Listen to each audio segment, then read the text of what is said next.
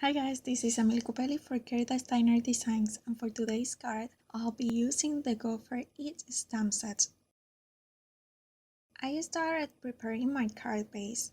For this, I made a white card base and then I scored it 2 inches from the bottom. As you can see here, I already die cut a stitch journaling card out of watercolored paper. Now I am centering it in my card base and making some pencil lines where the score line is. I will stamp my gopher using my archival ink in jet black and place it exactly where I want it to be according to the marks I made. Now I will use this grassy border die and I will place it above those marks, as you can see here, and I will secure it in place with some masking tape. Now I will sandwich it between my cutting plates so that the edge of the plates is aligned with the edges of the gopher. That way my die is going to cut before and after the gopher and not over it. For this I had to pass it twice through my die cutting machine, once for one side and once for the other. You don't have to do that step I just did. You can use your whole stitch journaling card instead of cutting it. Anyhow, I really like the look I got with this. Now I will finish cutting the head of the gopher out of the rest of the stitch journaling card. For this I'm simply using my scissors. Today I decided to color my images with my new Crayola watercolors, which you may have seen in one of my previous hauls. First I wet the watercolors and then I did some quick swatches to make sure of what colors I wanted to use. I swatched the browns and then some of the greens. For this I am using the brush that is included in the watercolors, which by the way were super affordable. I wanted to color the back of my cover since you will be able to see a bit of it once you stand up the card. So I started from the back because I preferred to color first the back and then ruin it coloring the front, than coloring the front and ruin my coloring in the front trying to color the back. For the back I'm doing a very quick coloring. I am adding a bit of the brown to the gopher and then a bit of the green to the grass. I'm not even coloring the lower area of it since you will not be able to see it in the card. Now I flipped my piece and I am coloring the front of it. I started with the grass. As you can see, I am using 2 shades of green, one which is more yellowish and one that is more bluish. Again, I'm just adding a quick color to it. I was very pleased with the coloring I got in the grass.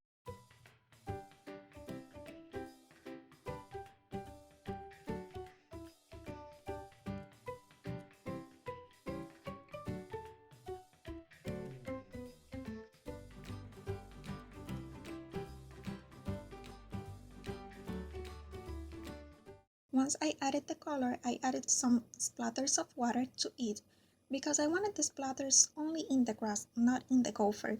So I added them before coloring the gopher, just to add some texture.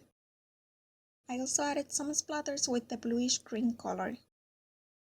After letting the green splatters set for a couple of seconds, I blotted them with my cloth.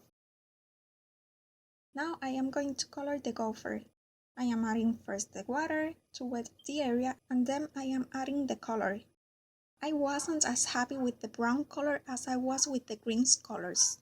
I think it looks a bit more splashy and shocky once it dries than the grass.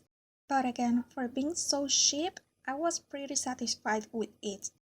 Also, I noticed that the circular strokes didn't give me as much smoothness as gave me the straight ones. Now I am adding a bit of the pinkish red color and mixing it with a bit of an orangey color for the nose and ears. As you can see, for the gopher I used my usual brush, which I find was easier to use than the Crayola one.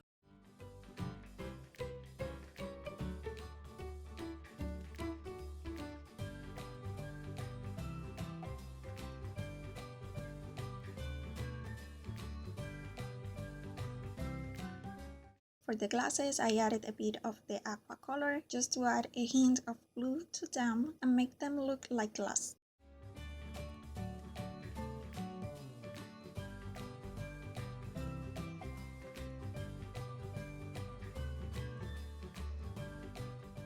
For the card base, I started adding some drier strokes to it with that beautiful aqua color and mixing it with a more bluish color. I didn't use too much water because I wasn't using a watercolor cardstock. Anyway, as you can see here, I spilled all of the water all over my card and my work was all ruined. I was able to salvage the cover, which got wet too, but adding a bit more of color to it was just enough. Now the card base, I had to make it all over again, and this time I decided to switch to my Distress ink in peacock feathers and my round blending tool. I added some very soft and smooth color to it after masking the sides of it.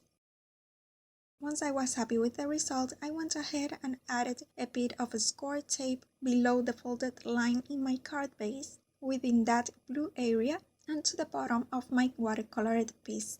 Then I went ahead and aligned the folded line with the lines I still had in my watercolored piece. Here I had a little banner where I stamped the "You are simply the best" phrase from my Happy Hobby stamp set, and I added some peacock feathers to it as well. I added some foam tape to the back of my little banner, and I played for a little while with my card base to decide exactly where in the inside of my card base I wanted to stick my little banner. Once I was happy with the placement, I went ahead and stick it down.